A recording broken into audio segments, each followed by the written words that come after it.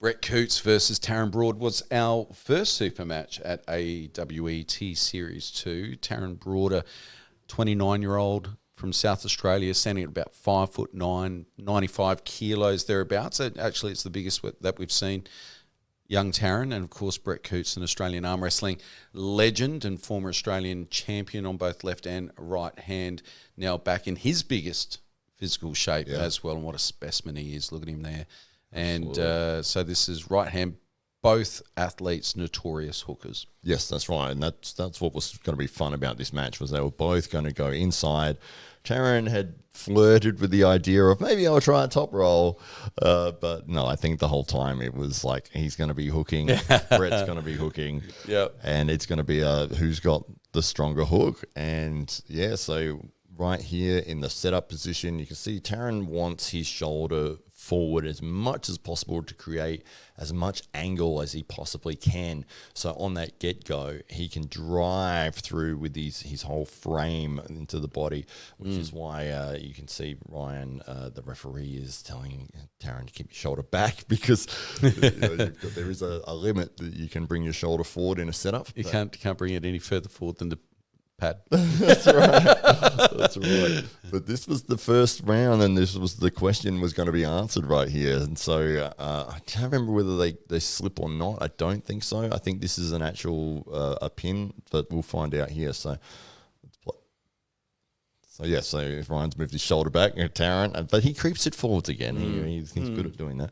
Yep. Right there, he's crept it forwards. You can see Brett's trying to get some containment there as well. You can see all the pressure at the end of Brett's fingers. Yeah, very intense. And they've both turned it into a hook position. Straight away. Straight away. Right. It's almost like Ryan's not there. That's right. Yeah. That's right. I think because Ryan was very familiar with what was going to happen here. It's like, you're both going to hook. I'm just going to start it like this anyway. They're both starting with their right hands against their left pecs. So it seems fair. Absolutely.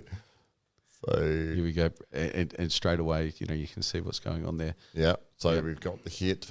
They've met in the center here.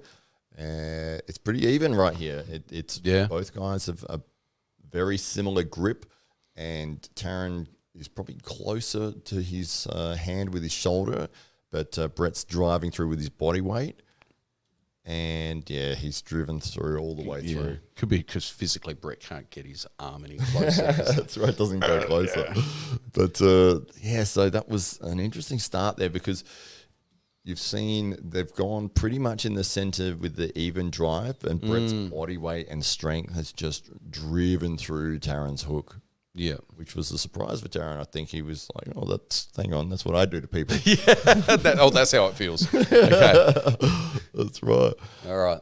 So Taran's got some thinking to do now. Yeah, not the ideal start for him. He'd be like, that's the worst possible result that could have happened there. He's like, look, I've gone exactly where I wanted, and I got driven straight through. And Taran really has run out of opponents at 95 kilos or less in Australia, and so is now having to compete against the super heavyweights. He'd be the lightest guy in the top 10 by some large degree, and he has. We've now dubbed him the Giant Killer, because literally that's what he has to do now to win a match, and did so against Adam Laura, who's been held in very high esteem for many, many years as a top super heavyweight in the country. And this was a real test for Taran to see, can he mix it with some of these guys that are top 7, top 6, this really high caliber at big guys. So and Brett's really taken this seriously. I mean, you don't get your elbow there if you're not serious. You can see where he's setting up. So that's right. Yeah. Well, this is basically obviously they've changed positions here, but Brett is now got his shoulder very forward, and he is very angled. Yep. So both guys wanting to jump straight into that hook. Brett's struggling to keep his elbow even on the pad because he wants to get that angle so much. And Ryan's centered him back, but he's going to creep that shoulder forward again anyway. It's the thing when you're refereeing and you're like, oh yeah, your shoulder's out. Okay, hang on, get that fixed. And then you look at this and you forget to look at because you're like, and you've forgotten that they've done, whatever. So they've gone straight back to where you just fixed. Yep. But can you just please move for a second? Yep, you can go back now. Pretty much. Yeah, so I think they start out of stress again with the. I think this is a result. I don't think it does slip, but I might be wrong. I can't remember. Here we go. That's right. Yeah, so they've driven. This is Taran has almost tried a top roll. I was going to say, this is Taran's attempt at a top roll. Yeah. So you won't see this often, by the way. So, but yeah, Taran has tried to come out the back of the fingers here. But unfortunately, he cramped his lower abs. See, right? Oh, he's back. You see him reaching for that right there. I think it was his lower back. He got a very serious stab of pain as he's tried to drive through. So right there, he's like, "Oh, my back." He's in cramp. It was really humid conditions, really hot, 35 degrees. Yeah. So obviously they've slipped, and I guess that was his sneaky attempt at the top roll there. But they're going to get set up again in the strap. I can't remember what Brett says to him there. Oh, do you want to start the strap? Yeah, that's right. Offering the strap. Get him in the strap. Here we go. Who's that guy blocking the camera? That guy again. We'll change to this angle. Oh, look how fast that strap was filled. That's pretty good. Well done.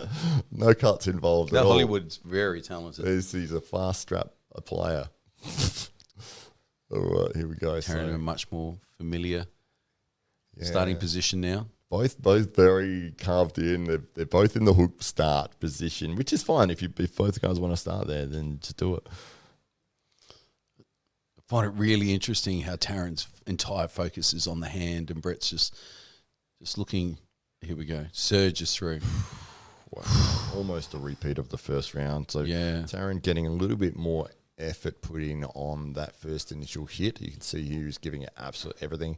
Brett catching it, well above the pad. He's very comfortable there. He's got a cup in his wrist, and he just stops Taran dead.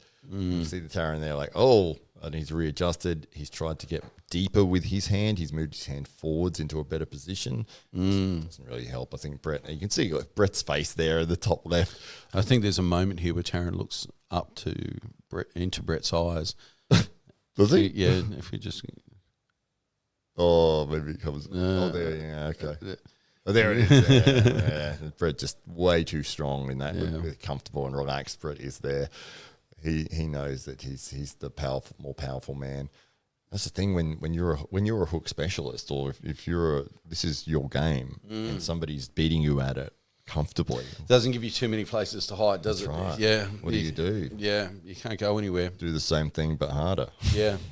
Which is essentially what Taran tried right there. It was just, he absolutely gave it his all. I think at this moment you can sort of see on Taran's face he's a bit like, I don't know, I think it's over at this point. And if you've given absolutely everything and the other guy was very comfortable and almost smiling at you, it's like, oh, damn it. Yeah. So Brett looking more relaxed. Taran a little bit lost as to what his options are here. And it's one of the dangers of going all in on one technique and not having any other available options.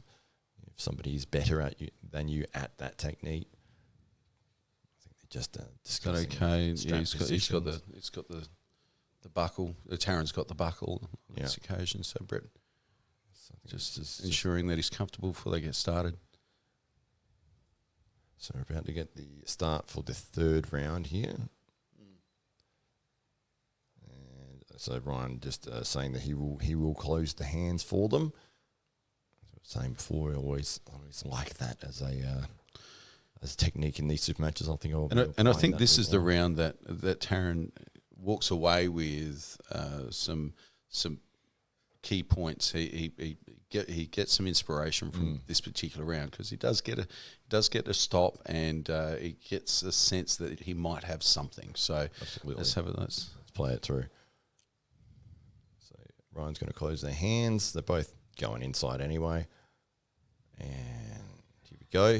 So he hits. Brett drives. There we go. Catches Taran catches twice. So it's not all one-way traffic all of a sudden. And then Brett enters that special place. He's having a smile.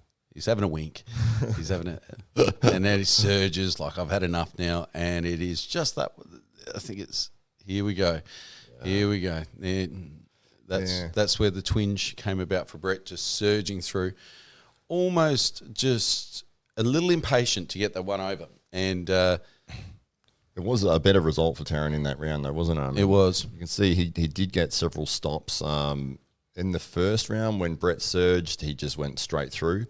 But in this one, you can see Taran did manage to get the stop probably 3 times or something. So much more encouraging for Taran here. You know, Taran will walk away with this with... have a look at how strong Brett is in that position. He's fully cupped. It's all bicep there. And Taran giving it absolutely everything, but he's only getting 2-3 inches past centre before he's getting that stop from Brett. And Brett goes, now I've had enough of this. He's going to start driving, but his hand sort of gets left behind a little bit behind his body. His body's leant way over. He has to come back up with his body to drive again. Taran stopping there. Taran improving his position in the transition, which is quite a good move. Yep. And Brett going again. Taran has it doesn't have a lot of room to move there to improve again because his hand is now more in the centre of the table. And he's not quite able to get any height at this point either. That's right. Yeah. So he's trying to find a spot. He's trying to find an angle. Brett goes back to the defensive hold. He's like, I've surged twice. I'm just going to hold here for a second. And Taran trying to surge. Brett saying, and here after the second, third, fourth surge, gives him a wink. Says, "All right, it's time to go home." That's right. And Brett's like, "Right, I'm just going to keep surging through until I get through to the pin pad." But you see in that initial transition where Brett just kind of he uses his bicep just to pull up just that maybe half inch, quarter of an inch. Says, oh yeah, no worries, I've got this. And then that's the beginning. Yeah, that's right. Of Brett just rolling over and exactly. And you could see here, I mean, Taran's hand is a metre away from his shoulder. He's still got a cup, which is what's saving him in this position. Very impressive that he's been able to maintain his cup. Absolutely. And Brett, obviously, he's surging, so he's going to come back up and surge again. And Taran trying to turn it over, but no, it's too strong, just too strong. Yeah. So, I mean, some awesome takeaways for Taran. He's competing against somebody who's 20-odd kilos heavier, the best hooker in the country. Taran might be the second best. Yeah. And very, very much has now put his name in the hat in terms of top dozen or so in the country, regardless of weight. And I think there'll be more super heavyweights that'll be a little more concerned about their matches with Taran in 2024. Yeah, well, I'd say, I mean, probably Lachlan Adair would be your top dog in terms of your hook and that. But Brett Coutts definitely outside of the phenom that is Lachlan Adair. You'd go, okay, Brett Coutts, and then Taran probably third in that. Yeah, and here we go. I think this is the point. I mean, Taran's like, out of options. It's the fourth round. Brett's very comfortable, very relaxed. It's like, well, we're probably going to see a repeat of all the other rounds. And Brett actually hits first, doesn't he? He's like, I just want to finish this. Almost for the first time. Yeah, that's right. Yeah. He's like, I'm just gonna win it. Yeah. Taran is now doing what Brett does. Yeah. But just carrying it all on the bicep. Yeah, you can see that that Taran's hand is because it's gone past the center line. It is all on the muscle of the bicep trying to hold that position. Whereas when Brett is doing his hold, he's tighter in. His elbow is tighter, his shoulder is closer. So it's more of like an arc to his position, whereas Taran's more stretched out here, which is why it's so much harder to hold that position. He tries to scoop it up, which was a very good move from Taran there. He's giving it everything, as you can see on his face there. He's trying to pull it back, Brett going back to that. Something loves doing that, doesn't he? He's like, look, if I can't go somewhere, I'm going to hang out here for a little bit. Sit here for a couple of seconds. I'll regain some energy. And he goes into spectator mode for just a microsecond, doesn't he? Yeah, this is interesting, actually. This is where the tear happens to Brett's pec. But he does something different, and he just did it then as well, is instead of driving with a traditional hook supination pressure with chop, he almost pronates. He tries to pronate through Taran there, and Taran able to stop it. But have a look at the arc on Brett's hand. It is his hand turning over as opposed to his wrist rolling. So right there. Yeah. And then he gets the pin. There we go. Yeah, that's what did the pec injury. Yeah. Unfortunately, Brett saying, look, I've just popped my pec. Yes, yeah, he's done it. And it's so frustrating for Brett because he's had these twinges and he's seemingly nursed himself back to good health and prepared himself for competition, only to get these little niggles back, which seemed to take him out for another month or two. And knowing how much he loves training, loves arm wrestling, loves bodybuilding, and how that must just mess with your mind to some extent, but you don't see it on the table. He's so confident on the table. You'd never think that he's just coming back from injury, but pretty much has the last 2 times he's appeared in an AWE event. So it's all credit to Brett coming back and taking on some pretty serious matches, as you can see. He didn't shirk away from hard competition at AWE. T-Series 2. I'm slightly interested in the change in rotation here as to why he's gone with that. You see that movement there? That is so different to what he's been doing the whole rest of the match. Almost like a cantilever. Is just everything's rolling over, but the wrist isn't independently rolling over. The whole arm's going over, isn't it? That's right, yeah. Maybe he, I don't know what he was thinking in this position, but obviously it's the second hit right there. That's the one that got him the pin. Do you almost think because of the sheer size of his forearm that he's just rolling over his own forearm? Yeah. So he's not, whereas anybody else would have to do this, and he's just maintaining his arm in that really comfortable posture for him, nobody else, but for Brett. And then he's just leaning his whole body weight over. Yeah, and not leaving his wrist behind or not moving anything independently. Yeah, I mean, at this point in a super match, 4 rounds in with that many surges and that many hits, maybe he thought, look, his usual drive is getting fatigued. I'm just going to change to a roll, and he's added that pronated roll. But unfortunately, it is a way for him to take his body weight with him as well without having to leave anything behind. Yeah, that's a good point. Yeah, absolutely. Yeah, it's quite interesting. I mean, because you can see in the earlier parts of this round, he does his normal sort of hit, which is, very side drive, a traditional hook. All credit to Taran being able to hang on. Yeah. Look at this. I mean, and work his way back into the round too. Oh, jeez. I just hate seeing that. I see a frustrated, look, Brett, rolling the eyes. Not again. Why me? Yeah. Just so frustrating. I mean, that's a couple of months out of recovery. Train not only for arm wrestling, for bodybuilding as well. It's like, oh no, all the rehab stuff again, and let's hope it's not too serious, not too bad. We wish Brett a speedy recovery. We know he'll be back stronger as always, and can't wait to see him at another AWE event sometime in 2024. So that picture there is almost an encapsulation of the result of the match, isn't it? It really is. It really is. Brett with the injury and Taran being, absolutely spent, giving it his absolute all, leaving nothing to chance. He gave himself every opportunity there. He trained well. He prepared well. He was the strongest he's ever been. He was eating well. They went to sleep early. Yes. That surprised me. It never happens. Where did Taran go? I don't think he's gone to bed. What? It's 9 o'clock. Yeah. So Taran had taken this match so seriously and saw it for the opportunity that it really was, and that was to cement his spot in that top 10. And if he'd won against Brett, you'd have to think that maybe he'd elevated himself into that top 9, top 10 quite comfortably, and it was posing as a real serious threat to everybody above him.